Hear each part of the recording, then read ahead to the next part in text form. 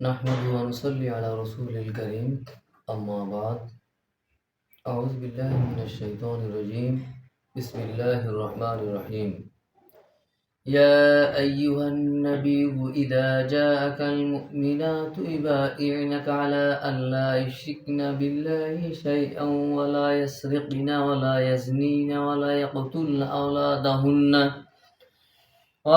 أولادهن ولا يأتين ببهتان يفترينه بين أيديهن وأرجلهن ولا يعصينك في معروف فبائعهن واستغفر لهن الله إن الله غفور رحيم আলহামদুলিল্লাহ। সম্মানিত শ্রোতা মণ্ডলী, আসসালামু আলাইকুম ওয়া রাহমাতুল্লাহি ওয়া বারাকাতুহু। আজকে যে বিষয়ে আলোচনা করব সে বিষয় হচ্ছে বায়াত। বায়াত নিয়ে কোরআন ও সুন্নাহর আলোকে সংক্ষেপে আলোচনা করার চেষ্টা করব ইনশাআল্লাহ। বায়াত ইসলামের একটি গুরুত্বপূর্ণ পরিভাষা। সাহাবায়ে কেরাম রাসূলুল্লাহ সাল্লাল্লাহু আলাইহি সাল্লামের নিকট বায়াত নিয়েছিলেন।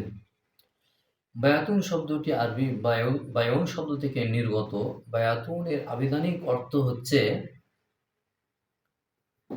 আনুগত্যের শপথ বা অঙ্গীকারনামা। তো আনুগত্যের শপথ অঙ্গীকারনামা কার কাছে করব এ প্রসঙ্গে পবিত্র কোরআনের একটি আয়াত। বিসমিল্লাহির রহমানির রহিম। ইয়া আইয়ুহাল্লাযীনা আমানুত্তাকুল্লাহা ওয়া কুনু মা'আস সাদিকিন। হে ঈমানদারগণ, তোমরা আমাকে ভয় করো আর নেককার বান্দাদের সহচর্য হও। তাহলে আল্লাহকে ভয় করব আর নেককার বান্দাদের সহচর্য হব। নেককার বান্দারা কারা বা নেককার বান্দার কে, এ বিষয়ে কোনো বিতর্কে যদি না যায়, সরাসরি কোরআন হাদিসে স্বর্ণাপন্ন যদি হই, তাহলে আমরা এখানে স্পষ্টভাবে বুঝে নিব যে কোরআন ও সুন্নাহর ইলম যাদের মধ্যে আছে এবং তারা তদ অনুযায়ী আমল করে বা জীবনযাপন করে, ইলম অর্জন করার পরে তারা তদ অনুযায়ী জীবনযাপন করে বা আমল করে, সেই সমস্ত ব্যক্তিবর্গকে অবশ্যই নেককার বান্দা বলতে হবে বা ধরে নিতে হবে বা মানতে হবে। তাহলে ওই সমস্ত ব্যক্তিদের কাছে গিয়ে আমাদেরকে আল্লাহ সুবহানাহু ওয়া তাআলা ইঙ্গিত এখানে দিয়েছেন যে তাদেরকে সবক নিতে হবে। তাদের ইলম অর্জন করেছে পরিশ্রম করে, কষ্ট করে, তো তাদের কাছে আমাদেরকে গিয়ে কি করতে হবে? শিখতে হবে। সেই শিক্ষা নিয়ে যেন আমি কি করি, আমার জীবন পরিচালনা করতে পারি। তো পরিচালনা আমি যে করব, আমি যদি পরিচালনা করতে পারি সবক নেওয়ার পর আমার জীবন যদি সেই সবক নিয়ে যদি আমি আমার জীবন পরিচালনা করি, তাহলে আমার গুরুত্বটা কি, আর যদি না করি তার সে গুরুত্বটা কি, এ বিষয়ে পবিত্র কোরআনের সূরা আল ইমরানের ৭৬ নম্বর আয়াতে আল্লাহ সুবহানাহু ওয়া তাআলা ইরশাদ করেছেন, আমরা আলোচনা করব। বালা মান আওফা বিআহদি ওয়াত্তাকা ফাইন্নাল্লাহা ইউহিব্বুল মুত্তাকিন। আল্লাহ সুবহানাহু ওয়া তাআলা বলেন, যার যে ব্যক্তি ওয়াদা পূর্ণ করবে এবং তাকওয়ার নীতি অবলম্বন করবে, সে ব্যক্তি আল্লাহর প্রিয় বান্দা হবে, আর নিশ্চয়ই আল্লাহ মুত্তাকিদের সাথে আছেন। তাহলে ওয়াদা যদি আমরা পূর্ণ বায়াত যদি আমরা কি করি, বাস্তব জীবনে কাজে লাগাই, তাহলে আমরা কি হব? আল্লাহ সুবহানাহু ওয়া তাআলার প্রিয় বান্দা হব। আর আল্লাহ সুবহানাহু ওয়া তাআলা স্পষ্ট বলেছেন, ইন্নাল্লাহা ইউহিব্বুল মুত্তাকিন, নিশ্চয়ই আল্লাহ মুত্তাকিদের সাথে আছেন। তাহলে যারা প্রিয় বান্দা হবে, তারা সবকিছু মানার পর প্রিয় বান্দা হবে। তারা যারা প্রিয় বান্দা তারাই হলো মুত্তাকি। এখন কয়টি বিষয়ের উপর সবক দিয়েছিলেন এ বিষয়ে আল্লাহ সুবহানাহু ওয়া তাআলা সূরা মুমতাহিনার ১২ নম্বর আয়াতে আল্লাহ সুবহানাহু ওয়া তাআলা স্পষ্ট বর্ণনা করেছেন। এই আয়াত আমি আলোচনা শুরুতেই তেলাওয়াত করেছি। আয়াতের সাধারণ অর্থ নিয়ে আলোচনা করব ইনশাআল্লাহ। এখানে সাধারণ অর্থতে স্পষ্ট করে বলা হয়েছে যে কয়টি বিষয়ের উপর আল্লাহ রাসূল সাল্লাল্লাহু আলাইহি ওয়াসাল্লাম করেছিলেন, বায়াত দিয়েছিলেন, এ বিষয়ে আলোচনা করব ইনশাআল্লাহ। ইয়া আইয়ুহান নাবিয়্যু ইযা জাআকাল মুমিনাতু ইউবাইয়িনাকা আলা আল্লা ইউশরিকনা বিল্লাহি শাইআন ওয়া লা ইয়াসরিকনা ওয়া লা ইয়াজনিনা ওয়া লা ইয়াকতুলনা আওলাদাহুন্না ওয়া লা ইয়াতিনা বিবুহতানি ইয়াফতারিনাহু বাইনা আইদিহিন্না ওয়া আরজুলিহিন্না ওয়া লা ইয়াসিনাকা ফি মা'রুফিন ফাবাইহুন্না আস্তাগফির লাহুন্নাল্লাহ ইন্নাল্লাহা গফুরুর রহিম। আল্লাহ সুবহানাহু ওয়া তাআলা বলেন যে, হে নবী, ঈমানদার নারীরা যখন আপনার কাছে আসে আনুগত্যের শপথ গ্রহণের জন্য, তখন আপনি তাদেরকে কি কোনো আনুগত্যের শপথ গ্রহণ করান।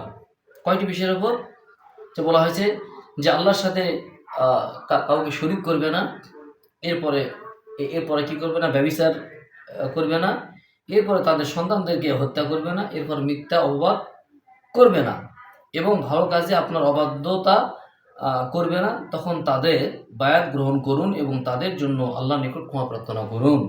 নিশ্চয়ই আল্লাহ ক্ষমাশীল, অতি দয়ালু।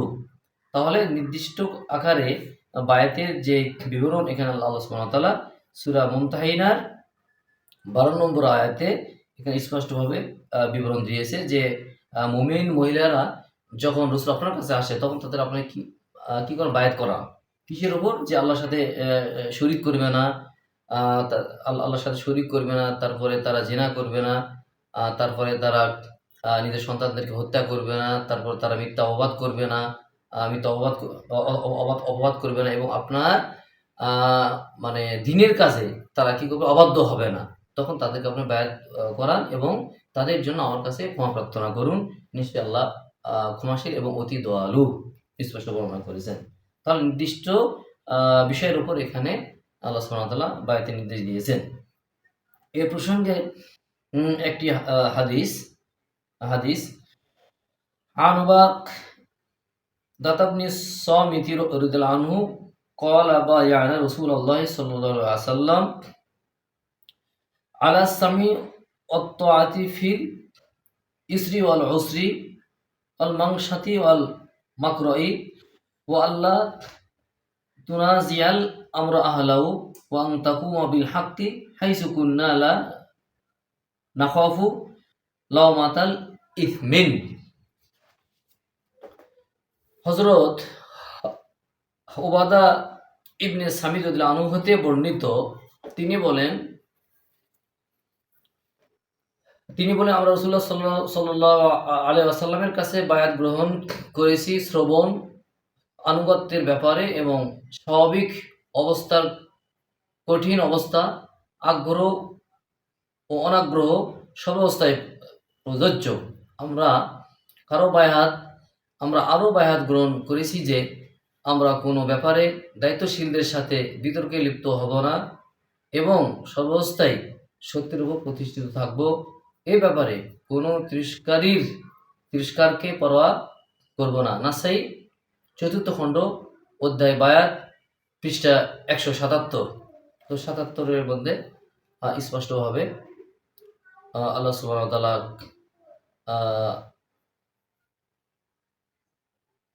আল্লাহ রসুলকে বলে দিয়েছেন। আল্লাহ রসুল সাহাবা আজমাইনদেরকে এই বিষয়ে বায়াত গ্রহণ করাইছেন যে তারা অন্য কারো তিরস্কার করবে না, কষ্ট আসুক, দুঃখ আসুক, আর সুখ আসুক, মানে সর্বাবস্থায়, মানে বায়াতের যে বিষয়গুলো যে নির্দিষ্টভাবে বলা হয়েছে, যখন সুখ আসবে তখন মানবো, যখন দুঃখ হবে তখন আমি মানবো না। সর্বাবস্থায় যদি আমরা মানি তাহলে আমরা অবশ্যই আল্লাহ সুবহানাহু ওয়া তাআলার প্রিয় পাত্র হব।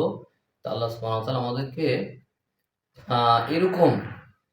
এরকম নেককার বান্দাদের সহচর্য হয়ে তাদের কাছে সবক নিয়ে আমরা যেন জীবনযাপন করতে পারি, এই তৌফিক আল্লাহ সুবহানাহু ওয়া তাআলা আমাদেরকে দান করেন। আল্লাহুম্মা আমিন। সুবহানাকা আল্লাহুম্মা ওয়া বিহামদিকা আশহাদু আল্লা ইলাহা ইল্লা আনতা আস্তাগফিরুকা ওয়া আতুবু ইলাইক।